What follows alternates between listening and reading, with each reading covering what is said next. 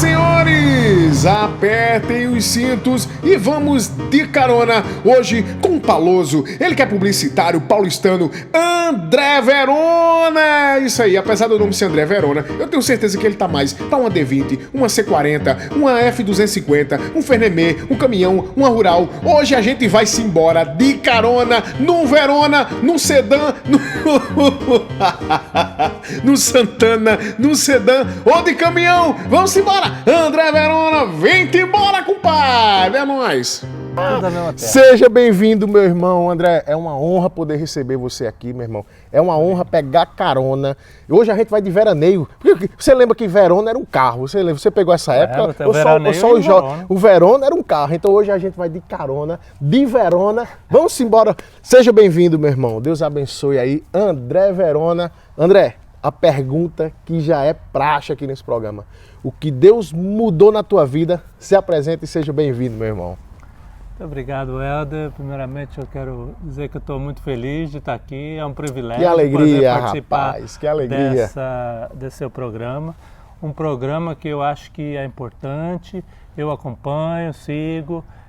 Não sei bem onde é que eu vou me encaixar ali, porque só tem grandes nomes ali no meio. Vou começar de você, que eu respeito muito, sei o seu ministério, o seu background e tal. Obrigado, respeito meu irmão, muito o seu trabalho, sua coragem de estar fazendo esse programa. Então, é realmente uma alegria. Obrigado, fico feliz de você dizer que acompanha, porque agora é você, mamãe e meus meninos. E a mulher que está acompanhando. Sei lá, os 3 likes você já sabe de quem é. Amém. Verona, diz aí que tudo começou, aonde foi que tudo começou? Quando foi que você a gente estava conversando agora há pouco, você me falou que já vem de um berço evangélico, onde você congrega, como que você definiu que não consegue viver sem Cristo, que essa é a tua alegria. Vamos lá que a gente quer pegar carona e saber como tudo começou.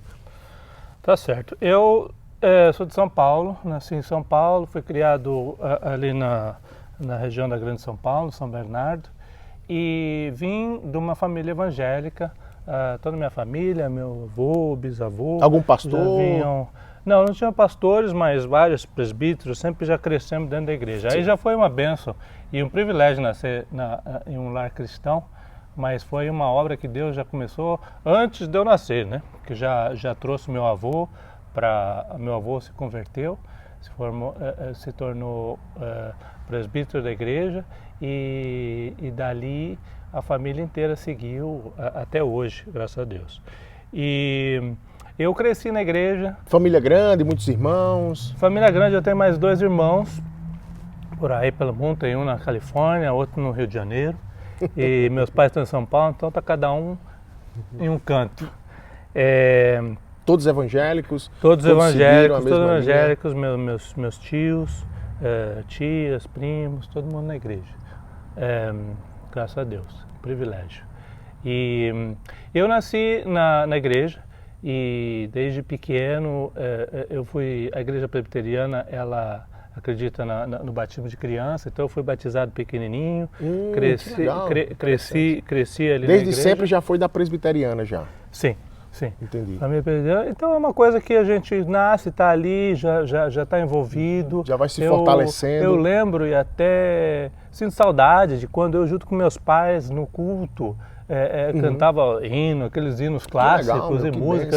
Como é importante os pais fazerem isso pelos filhos, né, meu irmão? Sim, como é importante, né? Coisa que eu digo que eu sinto saudade porque a gente hoje não tem muito mais isso, né? Então a gente não tem mais aquelas grandes igrejas, hinos e música, que é coisa chata, que já passou da época, mas é uma coisa que me fez diferença na minha vida. Até o amor pela música clássica, já vem lá do berço e dentro da igreja. Meu irmão, e quando chegou assim, pelo que estou entendendo, você já nasceu num lar cristão, e o período da adolescência, que geralmente é aquele período que a gente quer pintar o cabelo de colorido, quer virar um arara, que a gente vem todo rebelde. Como permaneceu ali? Como é que foi passar? Foi essencial? A igreja já está nascido na igreja? Ou o que é que você... Então, na igreja, a adolescência é complicada e eu passei por isso, não pintei o cabelo não, mas deixei o cabelo crescer, foi para tudo quanto é lado, depois eu raspei tudo. Mas na minha adolescência eu estava na igreja e eu muito envolvido com tecnologia, já gostava de mídia, dos DVD, das fitas. Fita cassete, aqueles VHS, né? VHS. Então, o meu pai, eu comecei a fazer aula de computação. Meu pai comprou lá do irmão um computadorzinho, aqueles PC, IBGN. Eu comecei com Apple. Disquete. Sim, um monte de disquete, aqueles disquete grandão, depois virou pequenininho. E meu pai me comprou aquele computador. Eu comecei a fuçar e já desde aquela época eu já tinha essa demanda de gente trabalhando na computação. Eu já vi que era uma coisa que eu gostava e que precisava. E comecei na igreja trabalhando e usando o computador. Meu pai comprou para mim, acho que com segundas intenções, porque eu trabalhava mais para a empresa dele, ficava imprimindo as coisas dele e digitando ali para ele. Mas além de trabalhar ali... Não foi bobo não, seu pai, hein? Trabalhava na igreja, fazendo boletim, catava a filmadora lá do meu tio, ia filmar lá o casamento. Essa foi minha... Já estava no Ministério da Mídia lá. Minha adolescência, isso com o quê? Com 12, 13 anos, legal. 14 anos. Então a adolescência foi tranquila. Me envolvi na igreja, estudando, próximo de pastor que vinha lá toda semana para mim, para me dar as mensagens para botar no boletim. Sim. Ia para a gráfica para buscar o boletim, tinha que levar. Então toda essa responsabilidade já fez eu me sentir importante e envolvido na igreja. Uma coisa que eu apoio muito, da gente envolver as crianças, envolver os adolescentes arrumar o que fazer, né? Porque eles vão arrumar o que fazer, né? Então botar as coisas certas. Da responsabilidade, né? Da responsabilidade. Sim, muito importante, porque eu cresci ali. Dali, eu queria fazer um upgrade no meu computador, meu pai falou, já te dei um, ficou por aí mesmo, eu já não vou, já não tem mais verba para nenhum outro. Mas eu já fui catando peça com meus amigos, já fui crescendo minha máquina. Mas sempre infiltrado em ajudar a igreja, ser útil na igreja, assim. Em nenhum momento você pensou em não é isso que eu quero para a minha vida. Na sua adolescência você não chegou a sair da igreja, você sempre foi já doutrinado a estar ali e não teve um espírito de rebeldia, não quis sair, ou em algum momento da sua vida você se dispersou da igreja? Infelizmente tivemos. Quando eu em torno de 14, 15 anos, com 16 anos, eu professei minha fé, me envolvi com as coisas da igreja, fiz uma profissão de fé e vi que que a igreja era importante, que aquilo era o caminho. Apesar de eu nascer na igreja, a criança, o jovem, precisa, em um determinado momento, realmente entender a salvação, entender o que Cristo fez, entender que nós somos e nascemos pecadores. Se a gente não tomar uma posição pública de fé, a gente não vai para o céu, a gente não vai ser salvo. Então, na minha adolescência, eu tive esse reconhecimento. Porém, como você disse, o jovem ele sempre se desvia e ele tem esse momento de rebeldia. Sim. Eu estava como filho pródigo, né? Vai lá Eu estava seguro enquanto eu estava em casa, enquanto eu estava na igreja, na adolescência. Mas sim, depois, quando eu fui para a faculdade, nos meus 17, 18 anos, eu comecei a... Toda a garotada começou a sair para as festas, para os bailes. Tinha uma infeliz numa discoteca ali que ele só fazia as festas no domingo de noite. E aí eu queria ir também. E aí já comecei em vez de ir para o culto à noite, eu já ia para festa, já ia para balada. Isso piorou um pouco quando eu entrei na faculdade. E aí mudei, saí de casa, fui morar em Santos, no litoral. E aí pronto, aí eu estava livre. Foi morar em Santos? Foi. Foi andar de skate com o Chorão, não? Com aquela galera? Todo mundo. Com os skatistas, com os surfistas. Já fez logo um dreadlock? Já fez logo um dreadlock? Aí o cabelo cresceu, aí a vida mudou. Saiu de casa, já não tem mais nada que segure. Então eu fui para lá e cada vez mais nada muito especial e nada muito... Foi preciso você ir lá, então eu diria que foi preciso você ficar distante de Deus para você ver o valor de Deus na sua vida? Você acha que quando você se distanciou, aí você viu que realmente as coisas não funcionam bem quando você está distante de Deus e você fez aquele retorno para o lar, o retorno para a casa do Pai? O que te fez voltar? O que te fez... Porque você teve aí duas opções. Você nasceu num lar onde você vivia da presença do Senhor. Sim. E você se distanciou. E você não permaneceu distante, você regressou. Qual foi o verdadeiro motivo que te disse assim, opa, eu estou em outra direção e essa direção não é a segura? Foram decepções, né? Decepções e de repente Deus deu aquele chamado, aquele cutucão e falou: o que você está fazendo? Durante o período da faculdade, eu estava curtindo a vida, curtindo com os amigos, viajando, festas e tal. Pelo motivo de que eu saí da igreja, mudei de cidade, eu já não tinha mais igreja. Então, às vezes eu ia, meus pais também se decepcionaram um pouco com aquela igreja que eu nasci e arrumaram uma outra igreja. Aí eu eles iam à noite numa igreja batista que era próxima de casa, e aí eu ia com eles para aquela igreja batista, quando eu estava ali no domingo de noite, quando eu estava na praia, às vezes domingo de manhã eu ia, mas entrava, saía, meio que com culpa, gostava do sermão, mas eu vou voltar à minha vida. Então a minha vida começou a ser sem igreja, com os princípios, mas sem igreja. E faculdade, comecei, aí eu tive algumas namoradas que já não eram mais da igreja, eram pessoas legais e tal, mas que não importa, a gente não servia ao Senhor, então. Não servia ao Senhor, então fui me distanciando. Num determinado momento, acho que em 2000, na virada do milênio, de 99 para 2000. Não é porque eu dizia que ia se acabar o mundo, não? Aí você disse, ao acabar eu vou logo para a presença do Senhor. Exato, estamos esperando acabar, não acabou. E uma moça que eu estava namorando, ela foi viajar pro Réveillon, eu fiquei por ali, nem sei o que eu fiz, mas quando ela voltou assim meio já, não queria muita conversa, meio não sei o quê. Falei, o que está acontecendo? Foi logo no comecinho de janeiro por ali. Aí o que está acontecendo? Então eu fui lá numa festinha e fiquei com outro rapaz lá, eu tô com culpa, não sei o quê. Deu uma coceirinha assim na cabeça. Aí eu falei assim, então tá bom. Assim, você andava pelos cantos, alguém fazia mom. Falei, então eu fiz assim e depois fiz assim pra ela. Acabou a conversa. Mas não foi daí que você chegou e perguntou ao açougueiro, porque eu tenho uma história lá na Paraíba, o cara chegou e disse, rapaz, tá todo mundo que eu passo, o pessoal faz mom.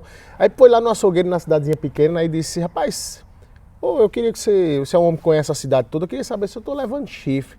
Aí o cara disse, não, homem, deixa isso pra lá, não é nem 250 gramas não. Pouca coisa. Pouca coisa. E aí, meu irmão, quer dizer que você, a partir desse relacionamento, você decidiu, eu quero voltar. Não por causa do relacionamento em si, porque eu pela tava mágoa ali, que aconteceu. Ela era uma pessoa legal, mas eu queria mais a companhia e estava curtindo. Mas uma coisa me tocou, eu ouvi aquele chamado de Deus e falei, o que eu estou fazendo? Eu já estava com 24 anos e falei, eu preciso agora tomar um rumo na minha vida. Preciso arrumar um rumo na minha vida. Fazer o que é Porque certo. agora eu já estou sem igreja, eu estou trabalhando, mas sem faculdade, e o que eu vou fazer agora? Tô sem perspectiva e sem rumo para a vida. Sem planos, né? Sem plano nenhum. E aí eu voltei para casa e lembrei que quando eu era criança, sempre jovem, tinha uma amiga da minha mãe que sempre estava em casa, que ela vinha sempre me falava, não, você precisa se envolver mais com a igreja. E eu falei, mas na minha igreja aqui não tem jovem, eu não tenho mais igreja, eu não tenho muito bem para onde ir. Ela falava, não, vai lá para São Paulo, Vila Mariana, tem uma igreja fabulosa, meus filhos vão, adoram, eles se reúnem lá aos sábados de jovem, não sei o quê. E quando me veio essa decepção, não pelo que aconteceu, mas pelo fato de que eu me vi fora dos planos de Deus. Eu falei, eu preciso voltar. Eu preciso voltar de uma vez por todas, afirma. Chega de brincadeira, chega de ficar aí, porque eu ia numa igreja e saía correndo sem falar com ninguém, eu não conhecia ninguém, ninguém me conhecia. Entendi. Eu falei, não havia um relacionamento, né? Até quando na adolescência, quando eu trabalhava, estava na obra, eu sentia a satisfação de estar na obra, mas sem me envolver muito com outras pessoas, não tinha um corpo que me abraçava. E eu falei, é isso que eu preciso. E no comecinho dos anos 2000, então, eu lembrei daquela moça que me falava, vai lá para a igreja e tal. Eu falei, eu vou para a igreja, vou visitar essa igreja. Era longe, São Paulo, eu estava ali na região da Grande ABC. Sempre pessoas usadas por Deus, né? Por isso que é importante, às vezes, a gente não se calar, meu irmão.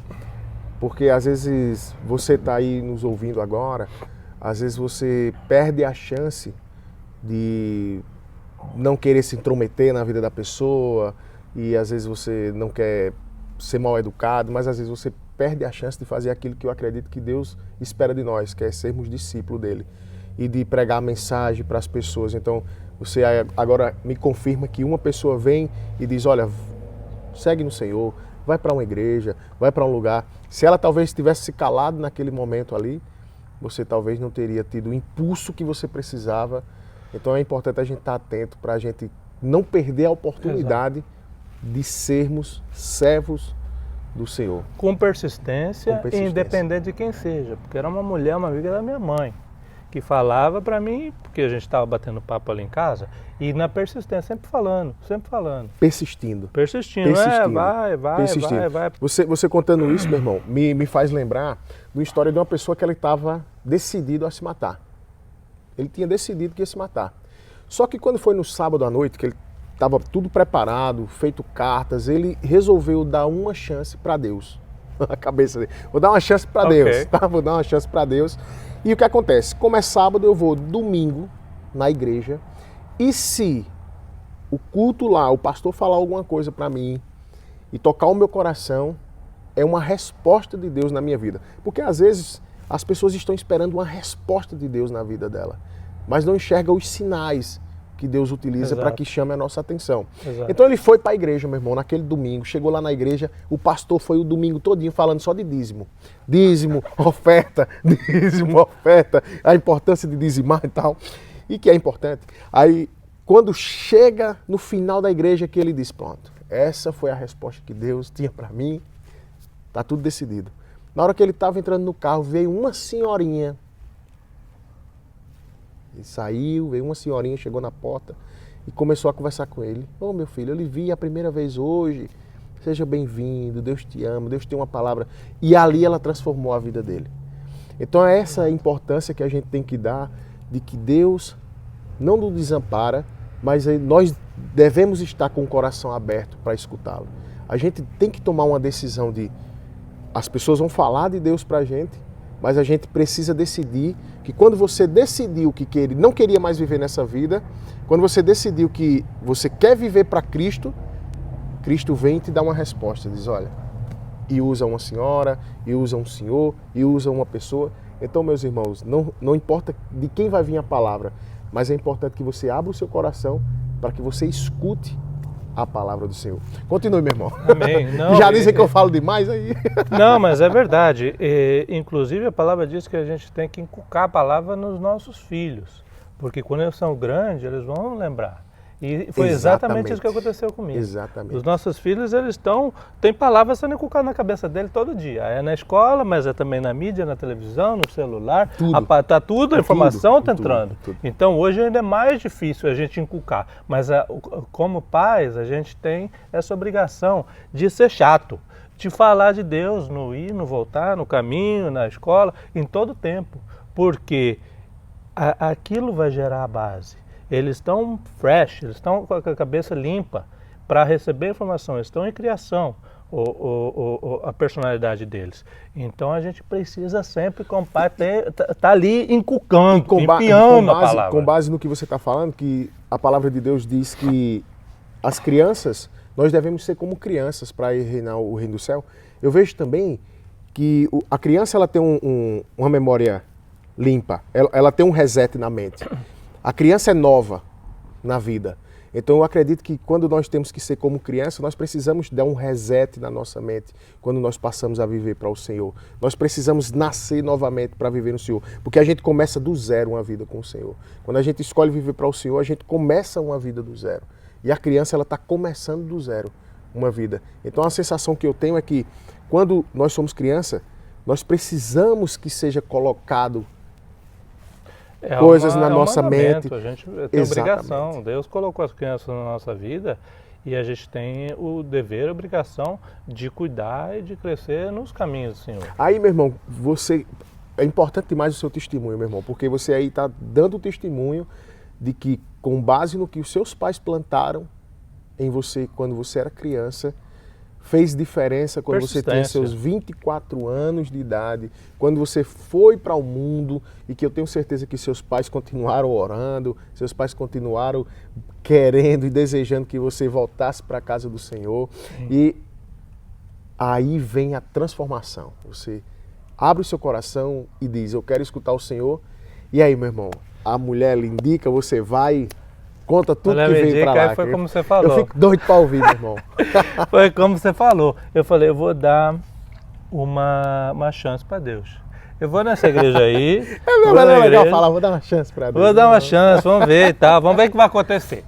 Porque eu vou pra essa igreja, eu não conheço ninguém, uma igreja longe, tem que acordar cedo, 1 hora de distância pra ir, pra voltar. Mas eu acho que é bom lá e tal.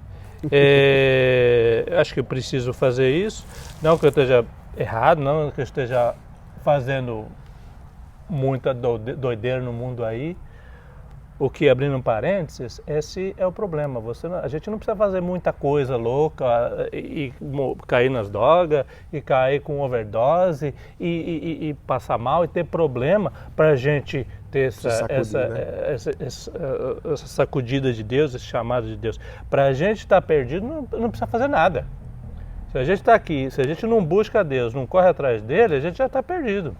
Não precisa muita coisa. Então eu fui naquele dia, falei, vou lá ver como é que acontece. Eu vou, como é longe, eu vou de manhã cedo só, não vou ficar, porque na igreja, no Brasil nós temos culto, escola dominical de manhã no domingo e tem o culto à noite também. Falei, vou lá de manhã. Já passar já o dia completo? O dia completo na igreja. Como é longe ainda, você vai e volta, são já 4 horas de trânsito só para ir para voltar à igreja. Você perdeu, você já o dia inteiro dedicado ali. Domingo. Eu fui e no primeiro domingo que eu cheguei ali, o que eu encontro na igreja? A mulher amiga da minha mãe. Tava lá. Senhorinha. André, que bom que você está aqui e tal, que maravilha. Vem cá, me pegou pelo braço e me levou numa mesa ali que tinha uns 2, 3 jovens e falou, olha, eles estão já fazendo as reservas para o acampamento. Todos os jovens estão indo para um retiro de 4, 5 dias. Então, vocês aí já botam o nome dele aqui que ele vai para o acampamento. Eu falei, como é? Ué, mas como? Que acampamento? Quem é você? Quanto tempo?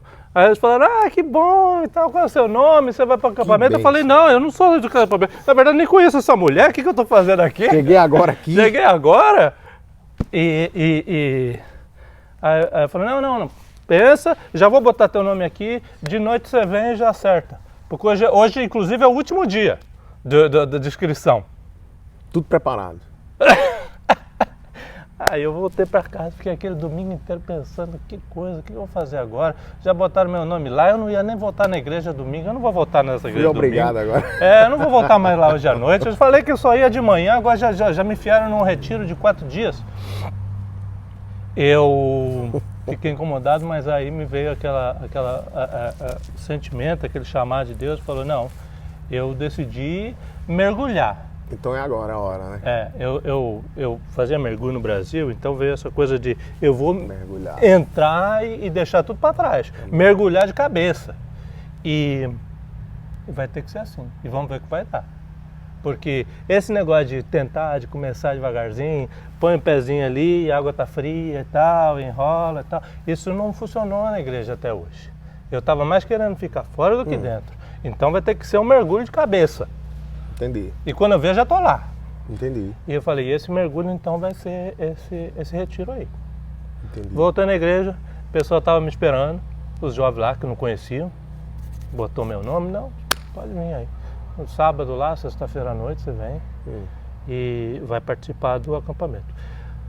Enfim, fui para o acampamento, não conhecia ninguém, tímido, isolado ali no meio do povo.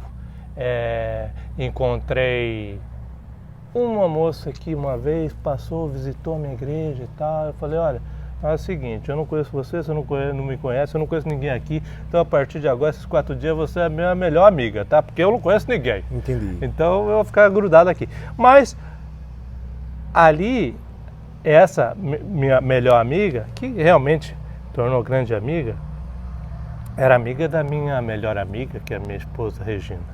Caramba. Né? Eu quando... Isso foi programado, né? Tudo programado. E dali, saí daquele acampamento,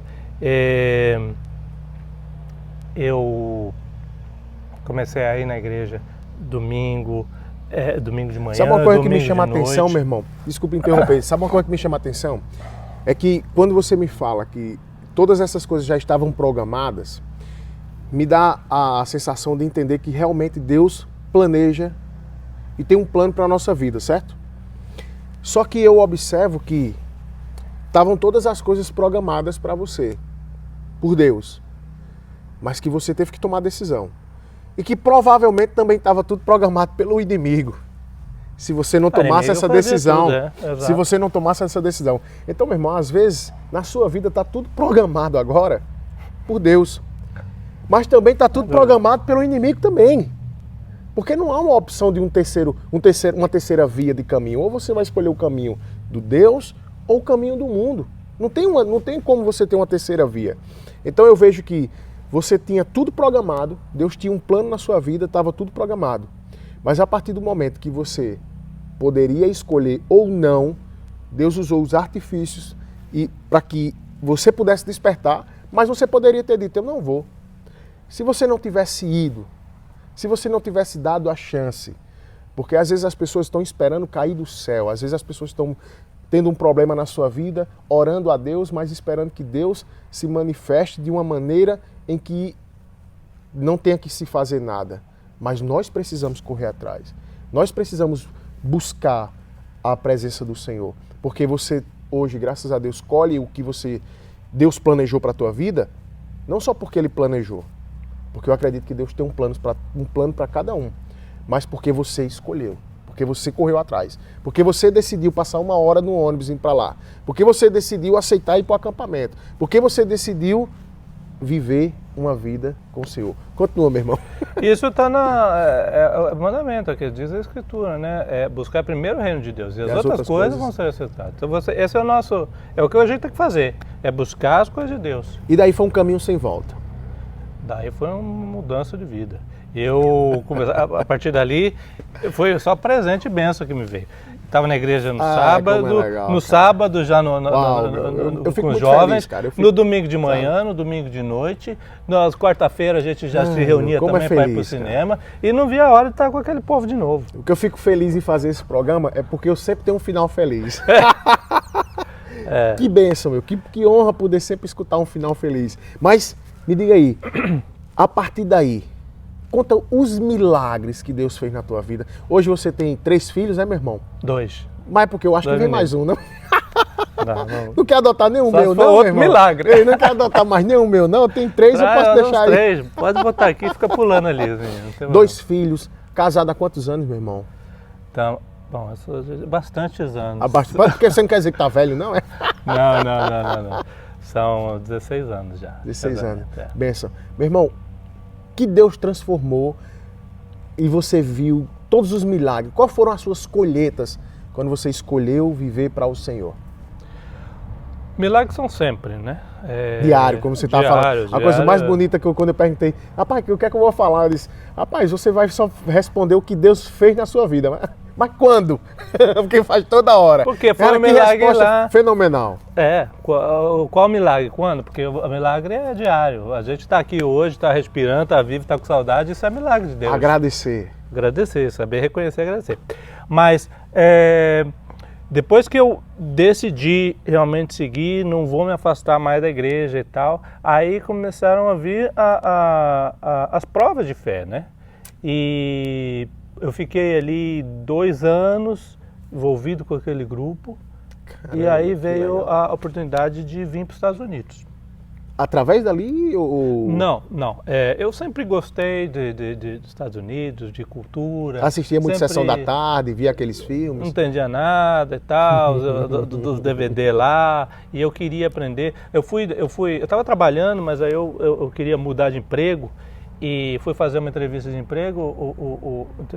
Era o lugar que eu queria ir, o cara veio, você tem um bom currículo, mas você fala inglês? Que eu preciso de... Eu falei, falo, eu já fiz aí vários cursos e tal. Você já morou fora do Brasil? Não. Bom, então você não fala. Então você vai para fora e depois você volta. E aquilo foi um outro despertar. Eu tinha uma oportunidade, meu irmão veio para cá, para Califórnia, e começou a me chamar. Não sei se ele estava com saudade ou se ele estava querendo alguém para pagar o aluguel dele, para ajudar no aluguel, mas ele falou, você tem que vir para cá, o mês está acabando, vem logo. Bom, irmão. E eu vim pra cá. Fui lá, vendi meu carrinho lá, comprei a passagem e para 15 de novembro de 2001, para Nova York. Você lembra bem o que aconteceu no dia 11 de novembro de 2001? Se você tivesse chegado de barba, meu irmão, você tava lá como suspeito. Eu vindo, animado e tal, e as torres caíram e virou um caos, e começou a guerra, e começou aquela loucura, e ninguém nem voava mais para Nova York, eu com o ticket de Nova York na mão. Ah, meu Deus. Faltando 4 dias para eu viajar. Já foi o primeiro, aí o pessoal vinha, oi, aí você vai mesmo? Você vai mesmo? Não, esse é o que... meu Deus, já vinha as provações logo, antes de sair já tinha uma provação, né?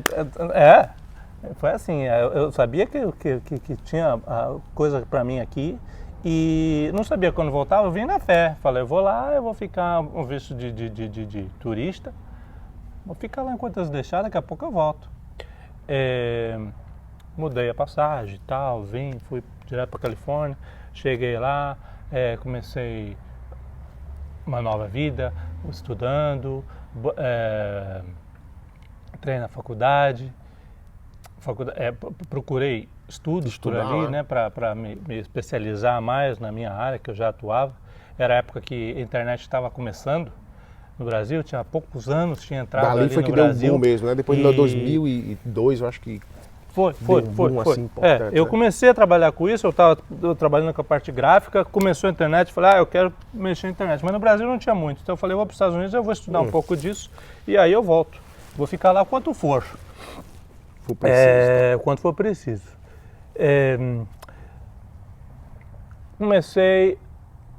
Fiz os meus estudos, 2 anos e meio, e aí chegou aquele OPT que eu tinha mais 1 ano para trabalhar. Meu visto estava acabando, eu troquei o visto, estudante, veio o OPT, 1 ano de trabalho. Eu comecei, depois daquele 1 ano, acabou, eu volto para casa. Fiquei ali trabalhando, durante aquele ano consegui o trabalho, mas nada certo, nada que me dava o sponsorship que eu precisava, uma empresa que me desse a permissão para poder ficar permanente. Nenhuma empresa assinou nada para mim. E eu, durante esse ano inteiro, eu mandando currículo, fazendo entrevista, correndo atrás, trabalhando, e mostrando, e tentando fazer tudo para mostrar o meu talento para as empresas e nada. Faltava 1 mês para vir embora. E entrou em alguma igreja quando veio para cá? Sim. Durante esse período eu estava na igreja, eu estava morando na Califórnia, em Los Angeles, estudei lá e eu estava lá na igreja Batista brasileira. Tá. Estive lá com um grupo, sempre estudando e tal. Sim. Então era a família que eu tinha lá, como temos a igreja brasileira aqui hoje. Mas eu sei que faltava 1 mês para ter que arrumar as malas, já estava praticamente arrumando as malas e indo embora. Era época de Natal, dezembro, janeiro eu já tinha que ir embora. Aí eu fiz um cartãozinho de Natal e escrevi Feliz Natal e tal, e eu trabalhava com delivery, e cada vez que eu fazia entrega em algum lugar eu deixava aqueles cartãozinhos de Natal. Feliz Natal, não tinha nada falando ali mais. Nem um ho-ho-ho, Feliz Natal, ho-ho-ho e tal. Acho que eu queria mais para ganhar as gorjetas lá, então eu dava o cartãozinho para ver se eu ganhava alguma ideia, coisa. Aí um dia, logo depois do Natal, eu fiz uma entrega num lugar, o cara me chamou, você que fez isso aqui? Você que fez esse cartão? Sim, foi o que eu fiz. Feliz Natal. Aí o cara, eu tô precisando de uma pessoa para trabalhar, você pode trabalhar para mim? Eu falei, sim, eu sou gráfico e tal. Não, é vídeo. Você faz vídeo? Faço vídeo. E dali, daquele cartãozinho que não tinha nada a ver com o que eu estava procurando e tal, as entrevistas, o currículo, o portfólio, nada funcionou. Mas quando eu fiz um cartãozinho, Deus me mostrou, falou, ó, não é pelas suas obras e pelo aquilo que você faz, pelo seu talento, e o quanto você correu, e acordar de manhã e de noite, nada disso é o importante. Quando eu tenho alguma coisa para você, tem, mas ele me mostrou que vem de uma coisa que você não espera. Você pode botar toda a tua energia aqui, mas Deus fala, não, aqui ó, só para te mostrar, você vai receber a bênção que eu já tenho para você, já tá traçado aqui o plano. Mas é algo que você vai saber que não veio do seu merecimento, ou não veio das nossas obras. E ali eu peguei o visto, troquei, fiquei naquela empresa. Ele te contratou ali naquela empresa? Me contratou. E eu falei, mas eu preciso, tem um mês aqui. Não, sem problema. E dali você... Sem problema, eu te dou visto, eu te faço tudo o que você precisar. E dali você começou sua jornada inacreditavelmente aqui nos Estados Unidos. Aí eu comecei ali, peguei o visto, depois eu troquei de emprego, que passou pro meu visto e... Voltou para o Brasil ou já está aqui direto? Voltei para o Brasil várias vezes, daquela empresa. A Regina eu já tinha conhecido lá no acampamento. Lá no acampamento, quando eu fui para aquela igreja, eu falei assim, ó, já tive a decepção lá no mundo, eu falei, olha, agora eu quero, quando eu vou começar a namorar, eu quero uma pessoa que me ame. Uma coisa séria. Mas acima de me amar, eu quero uma esposa que ame mais a Deus. Essa é a pessoa para mim. Amém, irmão. Ficamos amigos e a gente estava sempre junto no cinema, no sábado, no domingo, de manhã, de noite. A gente não começou a namorar enquanto estava lá, mas depois ela veio para cá também, ficou um período aqui e aí eu fui para lá, a gente pediu ela em noivado aqui, fui para lá, casamos e ela veio morar comigo. Quando eu estava nesse emprego já. Aí eu tinha um emprego, o visto já de trabalho, mais permanente, para ficar mais tempo. Passei para ela e ela veio então, mudou para cá e veio morar aqui comigo. E aqui a gente sabe que é a terra do milagre, né, meu irmão? Aqui ou a gente vive uma vida de milagre ou a gente não vive. E daí, quais foram os outros milagres assim que você pode nos contar, que você foi vendo, que você viu na vida de outras pessoas? Coisas que só Deus pode fazer e pode fazer aí. Deus faz quando a gente tem a resposta positiva e eu acredito que Deus faz quando a gente tem a resposta negativa também. É obra de Deus. 2008 veio a crise. Minha empresa decaiu, o salário cortou pela metade, tudo, a casa caindo e eu falei, a gente precisa fazer alguma coisa. Eu não vai dar, essa empresa não sei mais parar, eu vou procurar outro emprego. Comecei a procurar emprego, fazer um monte de entrevista para outros lugares, entrevistas ótimas, o pessoal gostava e eu voltava para casa e falava, não, com certeza essa vai dar, vamos pegar, feliz, porque conforme eu tinha ido naquela entrevista.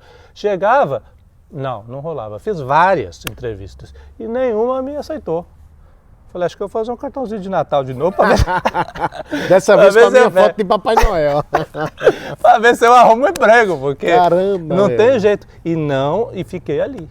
A empresa decaiu, a empresa mudou de onde a gente estava. Estava num escritório grande em downtown, Los Angeles. Mudou para um escritório pequeno. E a resposta de Deus não veio, que era um emprego melhor que eu pudesse suprir para minha família. Já tinha filhos? Ainda não tinha filhos? 2008, Thiago nasceu em 2009, não tinha filhos. Mas já estava já? Tava para vir, estava chegando.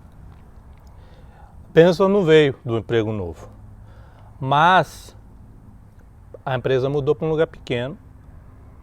E falou, a partir de agora você não tem mais lugar para você aqui. você vai ter... Não, você vai ter que... Nós mudamos para um lugar pequeno, mas você vai ter que trabalhar de casa. E eu o espaço é muito pequeno para nós. Mas não me mandou embora, me mandou para casa e eu comecei a trabalhar o remoto, que todo mundo trabalha hoje, começou agora, já faz anos que eu já estou no remoto. Você já está no costume já. É, e trabalhando de casa, vieram os meninos, o apartamento ficou pequeno, cada vez ficava menor. Então esse já foi, eu já vejo até como um outro milagre de Deus, de não me dar aquilo que eu estava pedindo. Amém. Mas ele me mandou para casa e eu comecei a trabalhar dali. Passaram anos, os meninos crescendo, apartamento pequeno. Eu morava num apartamento de 2 quartos, que eu tinha minha mesinha assim no quarto, do lado da cama, é ali que eu morava. E as crianças crescendo e correndo e gritando, e eu fazendo reunião. Fica quieto aí, moleque, não tinha essa tecnologia que existia hoje.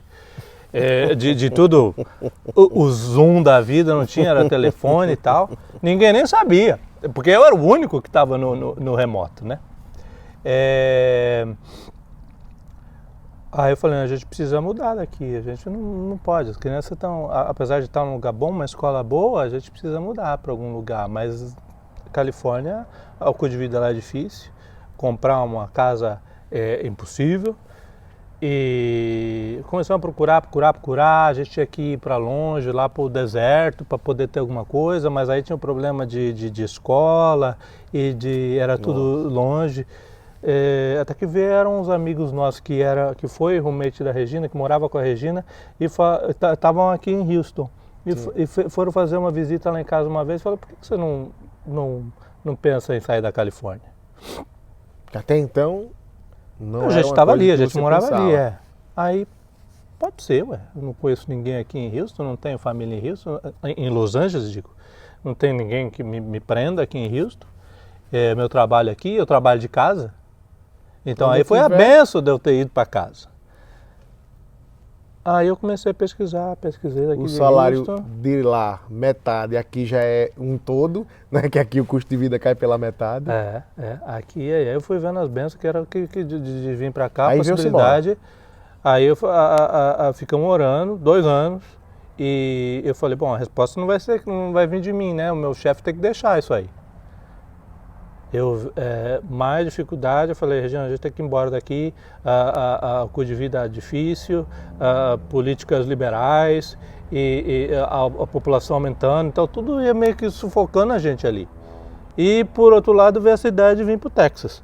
Aí eu cheguei, foi uma época que eu tirei férias no Brasil, fiquei trabalhando de lá.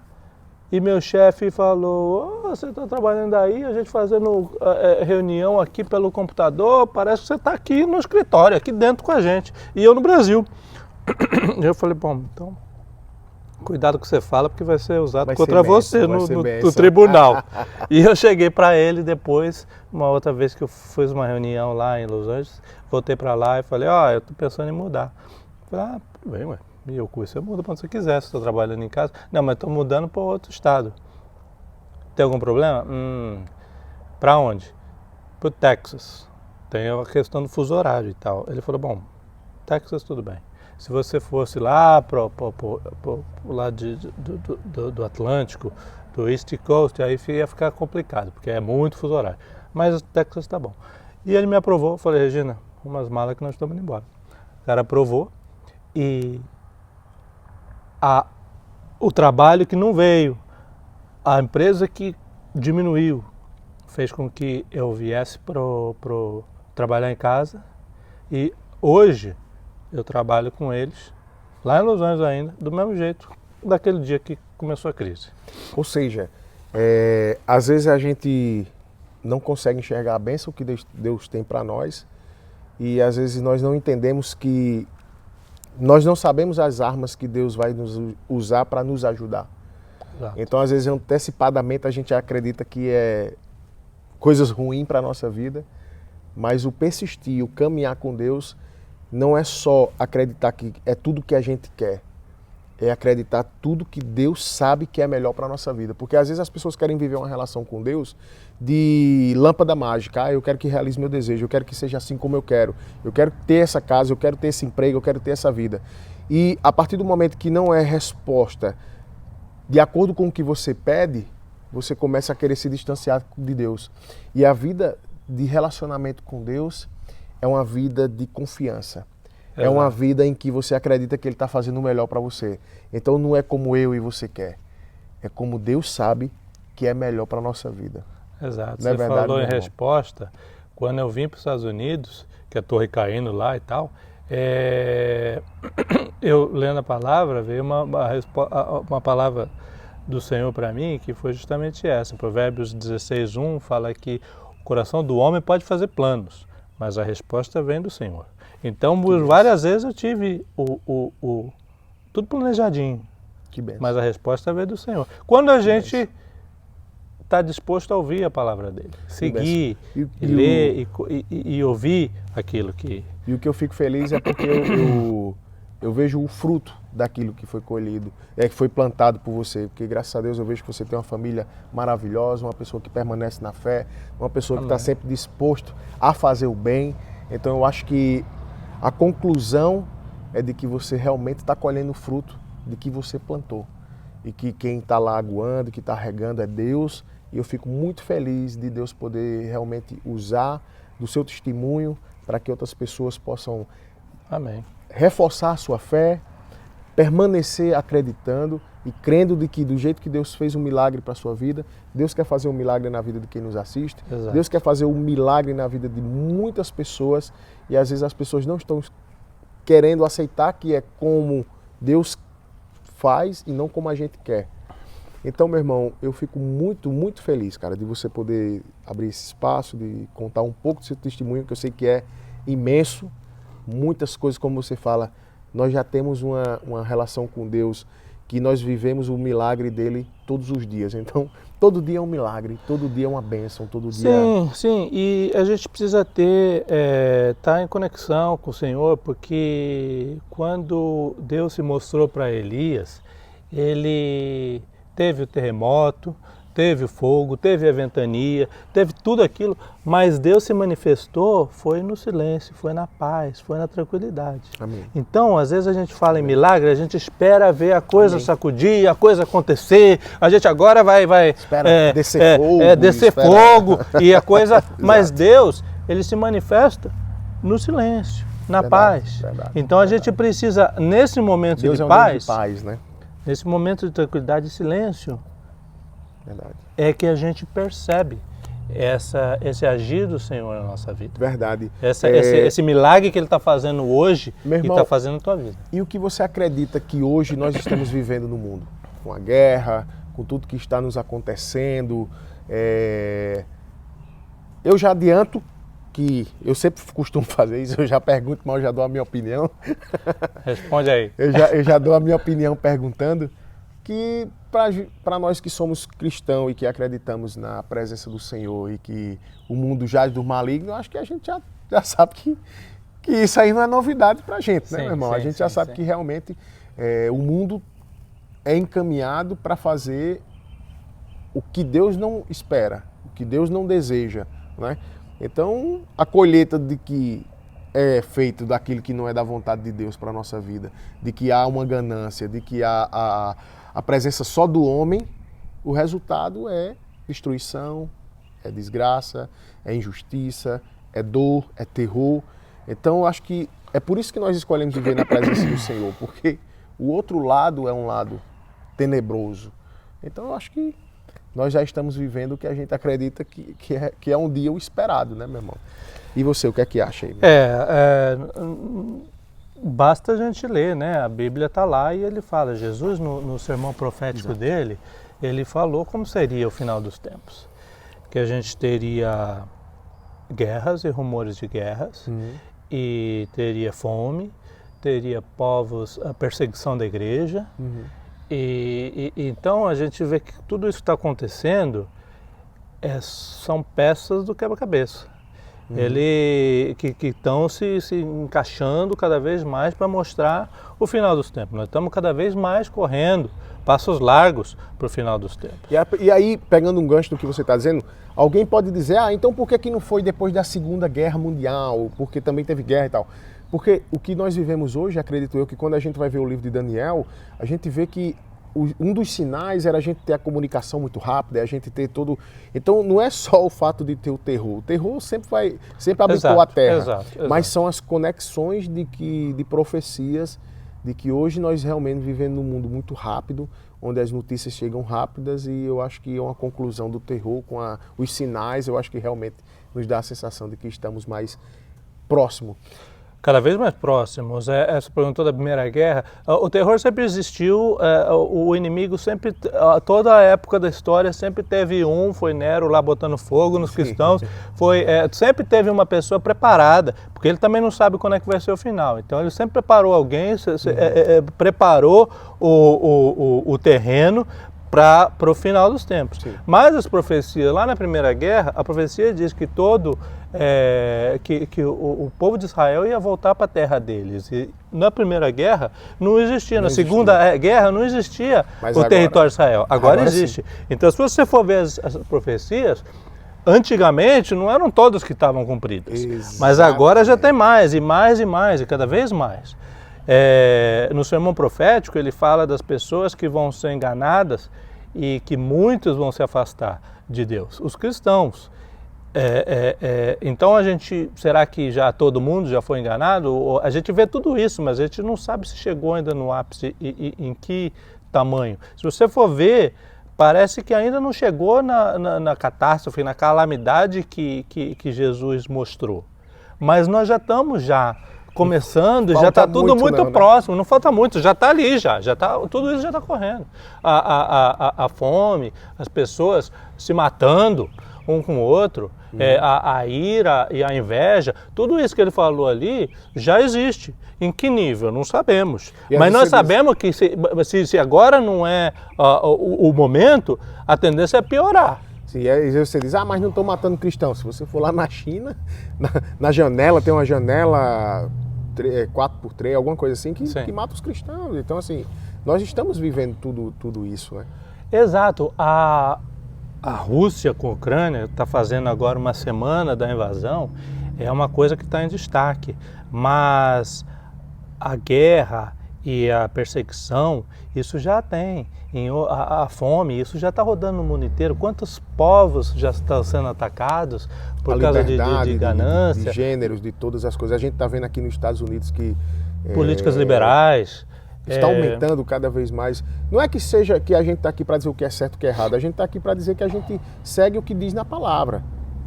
Exato, né? Exato. Então, a luz da palavra não é opinião nossa. Exatamente. A luz da palavra, a gente vê que as coisas estão se encaixando. A gente crê que ali é o nosso manual de sobrevivência. Então, nós acreditamos no que está ali.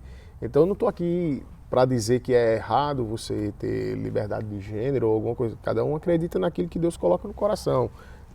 Assim, eu acho que não é a questão de estar certo ou de estar errado, é que nós acreditamos que ali é a palavra do Senhor e é o nosso guia. Então nós estamos lendo e estamos vendo que algumas coisas são contra aqui, eu não posso agradar a dois senhores, né? Então eu tenho que seguir o que está nas Escrituras. Sim, a gente tem que, eu acho que a igreja tem obrigação de... Ele fala que no final dos tempos, muitos serão enganados, muitos líderes serão levantados para confundir a própria igreja, e a igreja vai ser afastada. Então a igreja, nós como cristãos, temos que, correr para a palavra, se arrepender do que a gente está se envolvendo com essas novas políticas ou com novas doutrinas que estão aparecendo. Né, irmão? Que é humildade. Humildade, se arrepender, ler, entender, buscar o Senhor e começar a atuar, sair para partir, para pregar o Evangelho, buscar os perdidos. A igreja tem que ser sal da terra, luz do mundo. E usar a transformação, né, meu irmão, do bem, né? Às vezes a gente pode varrer a calçada do vizinho, tirar a grama do vizinho, e às vezes a gente pode dar um bom dia mais caloroso, um aperto de mão às pessoas que estão ao nosso redor, e é fortificar a fé, porque às vezes a gente, quando tem a sensação de que nós temos que expandir a palavra de Deus. Às vezes a gente tem a sensação de que a gente vai estar com a Bíblia todo o tempo e pregando todo o tempo. Mas as nossas ações têm que vir com o amor que Deus nos faz. Sim. Porque só em a gente se encontrar, a gente dar um bom dia, a gente ter um ato de respeito, um ato de tolerância, um ato de arrependimento, de pedido de perdão, nós estamos sendo conforme... Fazendo diferença, né? Conforme a palavra diz, né? De ir pregar. E nós estamos pregando com nossas atitudes, com as nossas ações, né? Exato. Não é preciso a gente querer buscar estar lá num palanque ou querer buscar um alvo para a gente ser útil, onde a gente pode ser um grande transformador na nossa casa, com a nossa esposa, com os nossos filhos, com os nossos amigos, com as pessoas do nosso trabalho. Quem a gente fez bem hoje? De quem a gente impactou a vida hoje? Jesus disse que no final dos tempos haveria um esfriamento do amor. E é aquela coisa, a gente já o amor está se esfriando. Não sabemos se esse é o nível. As pessoas já não têm mais o cuidado. Estão decepcionadas, né? E o amor, e tolerância com os outros, e humildade de chegar para o próximo, e de pedir perdão, e de sentir compaixão pelo aquele que estão sofrendo e passando fome. Então aí que está, que a igreja tem que reconhecer isso, que ela está faltando a posição dela no mundo, e partir para atuar, para fazer aquilo que ela foi chamada, para fazer diferença. Amém. André, estamos chegando ao final da nossa entrevista. Por mim a gente passava o dia todo, já que é uma carona de Verona. Verona sempre é grande. E eu queria encerrar querendo ouvir de você o que te faz alimentar a fé hoje. O que faz com que você hoje, que a gente falou de toda a sua trajetória, mas o que faz hoje aumentar a sua fé, o que te faz hoje ter essa resistência do mal e essa perseverança no bem? Eu acho que a gente tem que sempre estar focado em Deus. Jesus, quando aconteceu, ele fez o milagre da multiplicação dos pães e peixes e falou para os discípulos: vão no barco que eu já estou indo para lá. Eu vou orar aqui no monte e vocês vão indo que eu encontro vocês. Os discípulos foram e era dia ainda, eles ficaram no mar. Diz que as ondas estavam contra eles. Então eles estavam literalmente remando contra a maré. Eu gosto de ler a Bíblia e pegar bem os detalhezinhos e tal e aplicar para a nossa vida. O que significa exatamente isso? Era uma distância de 20 quilômetros, 30 milhas mais ou menos, que eles iam fazer ali em torno de 1-2 horas.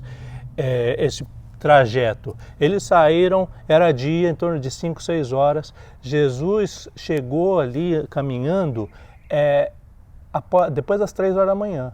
Então os caras passaram a noite inteira, já estavam exaustos, já tinha acabado de dar alimento lá para 5.000 pessoas, 5.000 famílias. Então os caras não aguentavam mais, eles já estavam a ponto de morrer.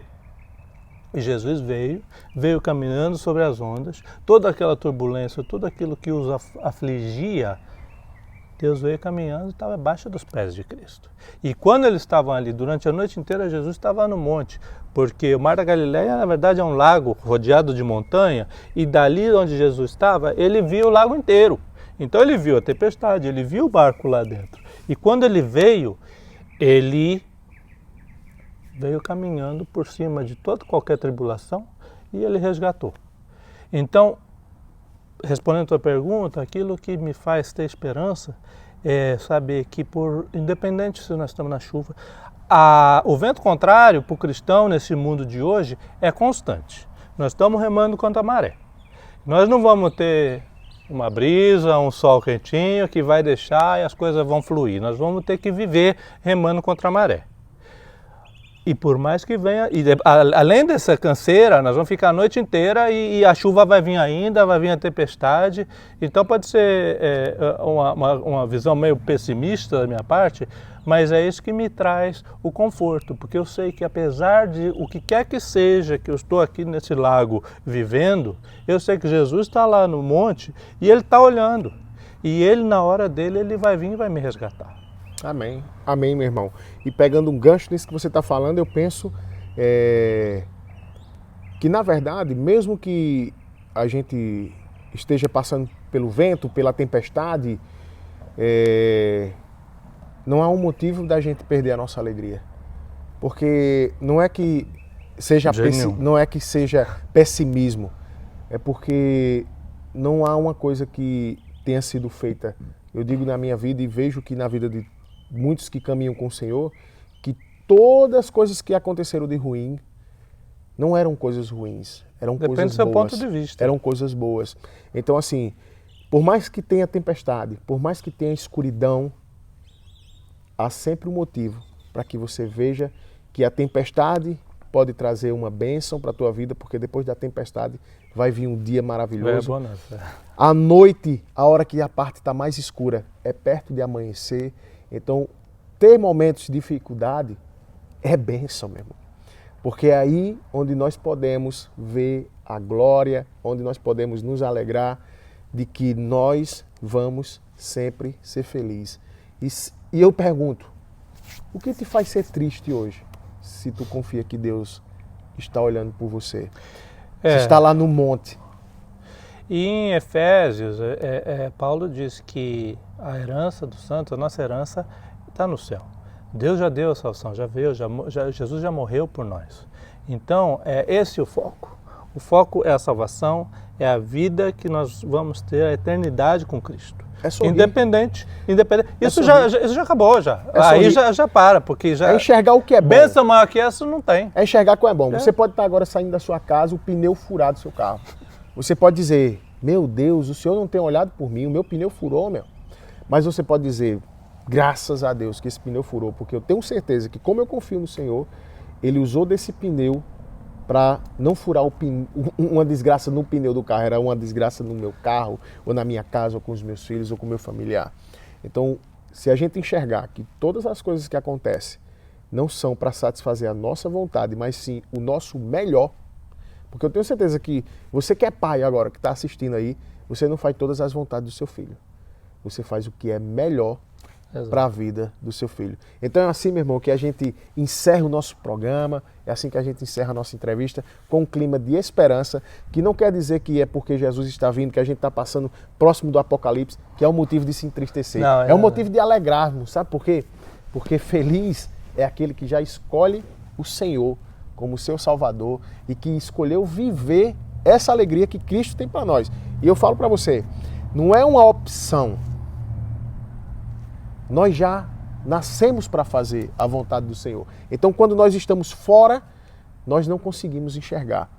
Mas eu tenho certeza que você que está fora da presença do Senhor, você não consegue sentir alegria como nós estamos sentindo, que é na tristeza, na dureza, no bom, no ruim, porque nós já estamos sendo agraciados. Porque Deus já morreu por nós, não é por isso, aproveita, Deus morreu por nós, eu não vou fazer nada, não.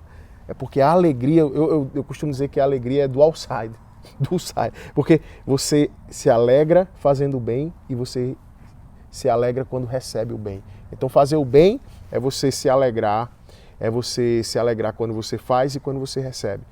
O amor de Cristo é assim. Hoje você coloca seus planos, Deus não realizou meus sonhos, mas o que é que você iria fazer se Deus realizasse seus sonhos? Você iria usar para salvar vidas, para abençoar vidas, ou seria uma coisa egoísta só para você? Então eu penso que ter um plano de Deus é a gente fazer não só a sua família feliz, mas a minha, a sua e todas as pessoas que nos assistem felizes, porque a vontade do Senhor é que estejamos alegres.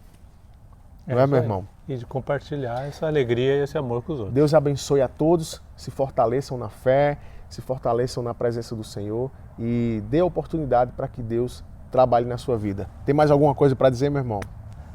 Entrega o teu caminho ao Senhor, confia nele que o mais ele vai fazer. Deus abençoe e até a próxima carona, se Deus permitir. Amém, até a próxima. Tchau, tchau. Dicas do De Carona.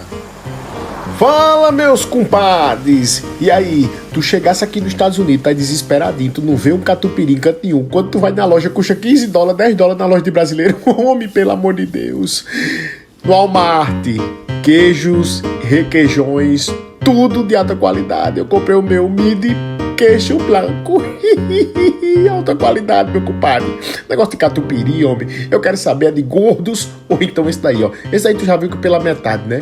Eu já comi com pão, com quitute, com cuscuz. É bolacha creme crack. Oh, meu Deus do céu. Vem-te embora, homem. Se tu comprar, tu me chama pra eu comer com queijinho de manteiga. Agora que tu sabe que tu pra tu ir no Walmart comprar esse requeijão, tu tem que ir de carro, né, meu irmão? E pra tu ir de carro, tu tem que ir seguro, meu amigo. E pra tu ir seguro, compadre, tu não vacila não. Pra tu ir seguro, tu tem que fazer a revisão, meu irmão. Somente na Cardoff Automotiva. Tu vai lá, leva teu caranga lá e tu, meu irmão, tu não imagina. É check-out, é tudo, meu irmão. O melhor preço da cidade. Tu vai comer requeijão, tu tem que estar com o teu carro funcionando, né? Então vamos embora, meu irmão. Cardoff Automotiva. É nóis.